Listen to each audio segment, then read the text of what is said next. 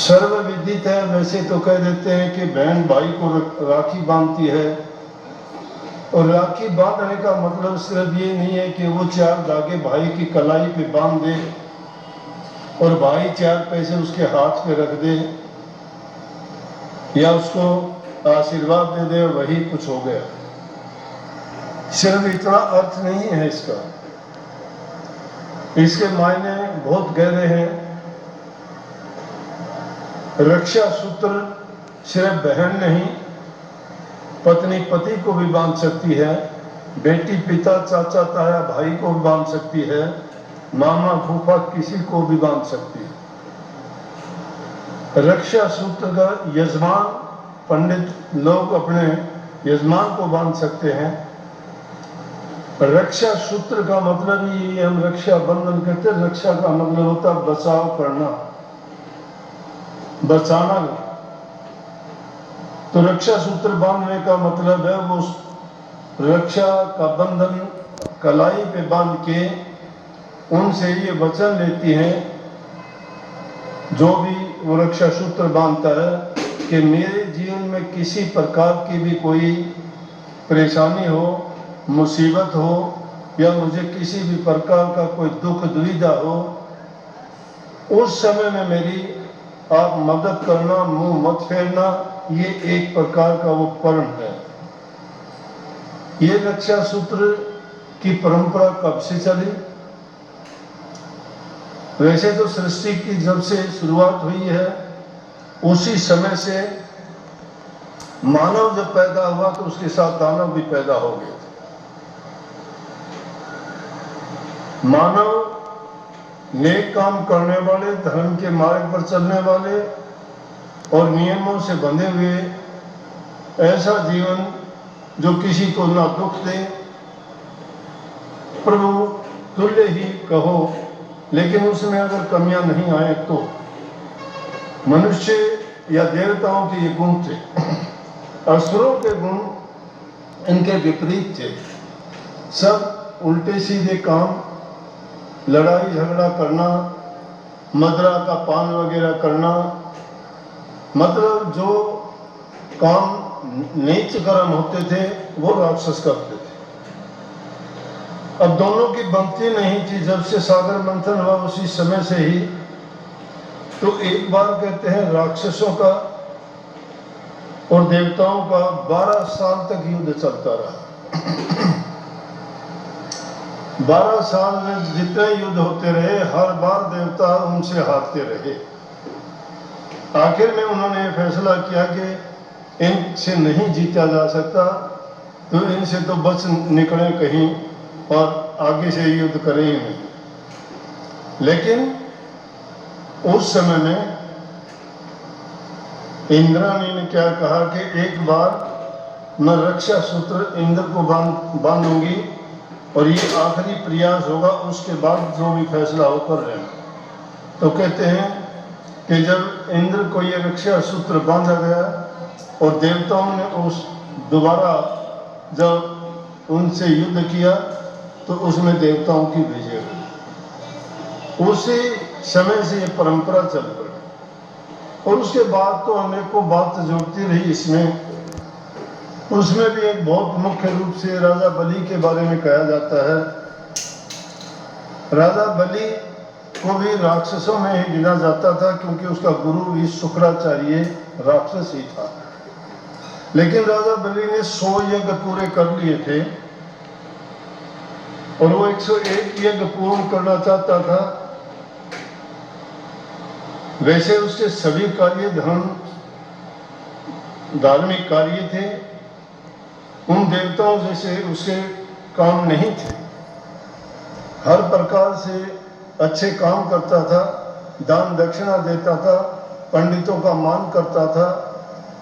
और जब उसके 100 यज्ञ पूरे कर लिए और अगला 101वां यज्ञ उसका पूरा हो जाता तो कहते हैं कि इंद्र का राज, इंद्रपुरी राजा बलि को मिल जाती। जब ये लगा तो इंद्र ने जाके विष्णु भगवान से प्रार्थना की कि अगर ऐसा हुआ तो मेरा राज छिन जाएगा, यहाँ तो राक्षसों का राज हो जाएगा। तो जब प्रभु ने, विष्णु भगवान ने बावन भगवान का रूप रखा, बावन का मतलब छोटा सा एक ब्राह्मण के रूप में, और वैसा रूप रखने का उनका कारण ये था कि यज्ञ में जाते वक्त राजा बलि जो भी कोई ब्राह्मण लोग या उसके पास कोई भी अभ्यागता मांगने के लिए आता तो उसको दान दक्षिणा दे के ही यज्ञशाला में जाते थे। और उस समय पर उन्होंने वो दान देना बंद करके यज्ञशाला के लिए चल पड़े थे। उसी समय बावन भगवान के रूप में उनके सामने प्रकट हुए ब्राह्मण का रूप धर के, और जब राजा बलि ने देखा, कहने लगे ब्राह्मण तो मैं दान दे चुका, लेकिन आप अब आए हो तो आप बोलो, अब भी मैं आपको खाली नहीं लौटाऊंगा कि मेरा नियम है। जब उन्होंने ये बात कही तो कहने लगे साधु लोग हैं।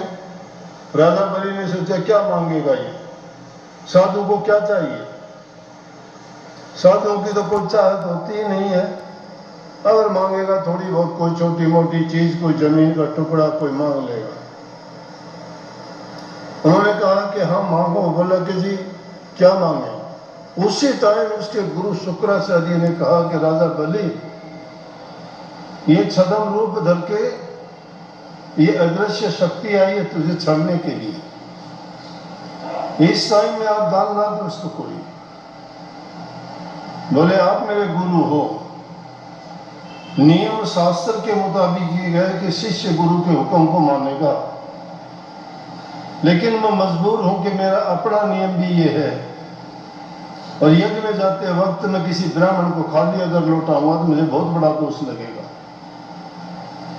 चाहे आप मेरे गुरु हो, मुझे माफ करना, मैं आपके हुक्म को तोड़ के भी इसको इनकार नहीं कर सकता। उसी टाइम बावन भगवान ने उनसे वचन ले लिए और उन्होंने 3 कदम भूमि मांग के, 3 कदम में आकाश पाताल और पृथ्वी, ये दोनों मापने के बाद 2 आकाश पाताल को, पृथ्वी लोक को जब माप लिया, बोले कि तीसरा कदम कहाँ रखूं। अब जगह कोई थी नहीं, तो राजा बलि ने कहा कि मेरे छाती पे रख। तो छाती पर रख के पैर कह दिया कि जाओ तुम पाताल लोक में राज करो। तो उन्होंने वचन ले लिया था, बोला कि हाँ चलो मैं चला जाऊंगा वहां, लेकिन एक इच्छा मेरी भी पूरी करो। बोले कि हाँ, कि 7 दिन तक आप मेरे साथ हो। अब 7 दिन तक उसके साथ रहने का मतलब था कि विष्णु भगवान को भी पाताल लोक में जाना पड़ा और वहां राजा बलि का पहरेदार होकर खड़ा होना पड़ा। अब लक्ष्मी जी को पता चला कि विष्णु भगवान कहाँ गए। नारद जी पहुंचे, कहने लगे कहाँ इंतजार करते हैं, वो तो राजा बलि का नौकर बना खड़ा है। बोले कि क्या करूं, कि जाओ और रक्षा सूत्र बांधो, उसको राजा बलि को ले आओ।